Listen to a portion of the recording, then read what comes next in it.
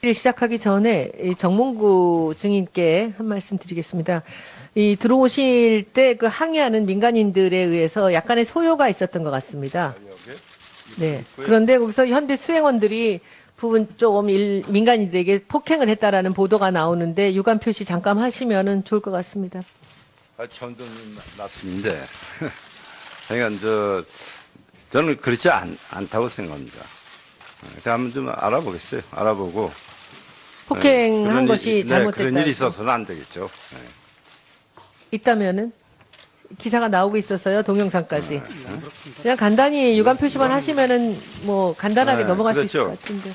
그래서 뭐 어떻게 그냥 사람도 많고 지금 부딪히게 되면 먼저 자기에서 사실 사과를 드려야죠. 네.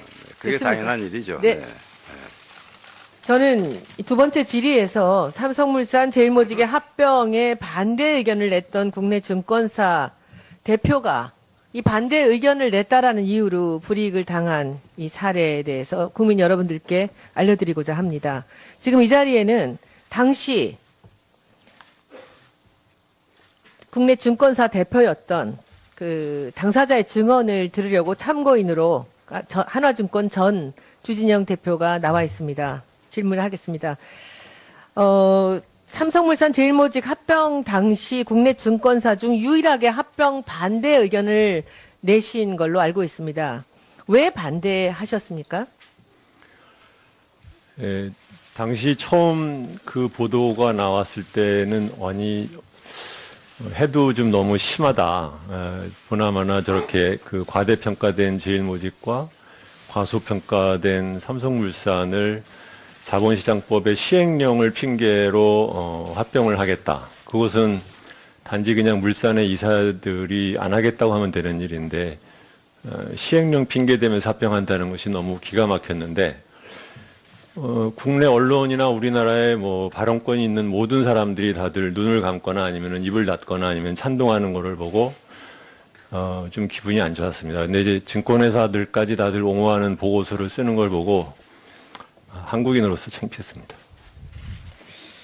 그 보고서를 쓰지 말라고 한화 내부에서도 압력이 있었다고 들었습니다. 어떤 압력이었습니까? 처음 보고서가 나가기 며칠 전에 하나그룹의 경영기획실장인 금춘수 사장이 저를 보자고 만나서 하나그룹과 삼성은 사이도 좋고 앞으로 딜도 많고 그러기 때문에 부정적인 보고서는 쓰지 말아라 얘기를 해서 제가 증권회사 사장한테 그런 것을 부탁하는 것은 부적절하다. 그렇게는 못하겠습니다. 약속 못 드립니다. 이제 얘기를 했고 그러고 난 다음에 그 다음 주 월요일 날 저도 모르는데 이제 어쨌든 월요일 날 보고가 나갔습니다. 1차 보고서. 삼성에서도 당시 압력이 있었습니까? 네, 삼성그룹에 아는 제 그 지인들로부터 한 4사람에 걸쳐서 전화가 와가지고 처음에는 의결권을 위임해달라. 저 당시에 이제 저희 회사는 우연하게 삼성물산 주식을 한 39,000주 정도 0.02%밖에 안 갖고 있었는데 그 의결권을 위임해달라라고 전화들이 왔고 그래서 제가 위임하지 않는다고 하니까 그 다음에는 그러면은 찬성해달라라고 전화가 왔고 그것도 이제 안 하겠다고 하니까 정 그럴 거냐라는 식의 얘기들을 들었습니다. 그 다음이 이 삼성물산 합병에 반대를 했던 이유 때문에 하나증권 대표에서 물러나라고 압력을 받았다고 했습니다. 그것에 대해서도 좀 자세히 알려주십시오. 1차 보고서가 나가고 난 다음에 경영기획실장인 금춘 사장이 다시 보자고 해서 한 번은 그렇다고 치자. 그렇지만 당신 때문에 삼성의 장충기한테서 불평 전화를 들었다. 다시는 더 이상 쓰지 않겠다는 약속을 하라는 말을 계속해서 저한테 얘기를 했고 저는 그 약속은 못 드리겠다라고 했습니다. 그 물러나라고 하는 이유는 무엇이었습니까? 구체적으로 그 이유를 대면서 그 압박을 했습니까? 2차 보고서가 나가고 난 다음에 며칠 후에 삼성생명 당시 대표 이사였던 김현배 부회장께서 직접 그날 아침에 전화를 하시더니 급하게 오셔가지고 두 번째 보고서 나온 것 때문에 구조본에서 굉장히 기분이 격앙돼 있다.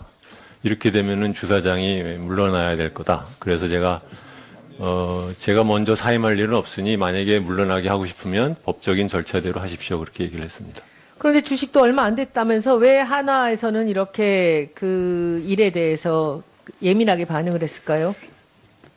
하나그룹에서는 이제 우리나라 그 재벌들이 다 그렇지만 기본적으로 일종의 이제 조직 폭력배들이 운영하는 방식과 똑같아서 일단 누구라도 한마디 말을 거역하면은 그거를 확실하게 응징을 해야 다른 사람들이 말을 따라간다고 생각하는 그런 논리가 있을 거라고 생각을 합니다. 그래서 이제 물러나야 할 이유를 한사코 말하지 않으면서도 이제 그 나갈 수도 있다라고 할 때 어떻게 하셨습니까? 김현배 부장께서 오시고 난 그 얘기가 했던 것이 이제 7월 초였는데, 그러고 나서 9월 초에 다시 금춘수 사장이 보자고 해서, 저한테 물러났으면 좋겠다. 그래서 그거는 못하겠다 했더니, 그러면은, 구조본의 재무팀장을, 경영총괄 부사장으로 보낼 테니, 당신은 임기 때까지, 이 선으로 물러나 있어라. 그래서 그것도 제가, 그렇게는 안 하겠다라고 얘기를 했습니다. 이제 마지막 질문은 김상조 교수님께 한번 해보겠습니다. 김 교수님은 그 분쟁에 대해서 당시 경향신문에 칼럼을 쓰셨습니다. 당시 사건 보시면서 어떤 생각하셨습니까? 이 합병이 승계와 무관하다는 이재용 증인의 답변에 대해서도 동의하십니까? 간단하게 설명 좀 해주시면 좋겠습니다. 예, 하나그룹에서 참모 조직이 이제 경영기획실인데요. 삼성그룹의 미래전략실과 같은 역할을 하고 있다고 보시면 됩니다. 거기 실장을 하고 있는 금춘수 씨가 주진영 사장에게 물러나라는 얘기를 했다라고 하는 것은 당연히 이것은 회장의 뜻이라고 볼 수밖에 없는 것이고요. 김승현 회장은 이 하나투자증권의 주식을 한 주도 갖고 있지 않을 뿐만 아니라 등기사도 아니었습니다. 그런 분이 상장회사에서 주주의 뜻에 의해서 뽑힌 사장을 물러나라고 이렇게 일방적으로 지시하는 것은 우리나라 기업들의 지배구조가 얼마나 엉망인가라고 하는 것을 보여주는 것이라고 생각을 합니다. 또 한편 삼성물산과 제일모직의 합병이 갖는 의미를 간단하게만 설명을 드리면 제일모직은 과거에 삼성 에버랜드였습니다. 이름이 바뀐 것이죠. 따라서 이재용 부회장이 갖고 있는 재산의 거의 대부분을 그 제일모직의 주식으로 갖고 있었고요. 삼성과 물산은 삼성전자와 삼성생명의 주식을 많이 갖고 있는 그룹의 지주회사였습니다. 따라서 이 두 회사의 합병은 이재용 부회장의 어떤 재산을 그룹 전체의 사실상 지주회사의 주식으로 바꾸는 삼성그룹의 3세 승계 과정에 완성지는 아니지만 거기로 가기 위한 굉장히 중요한 어떤 과정이었다고 생각이 됩니다. 예.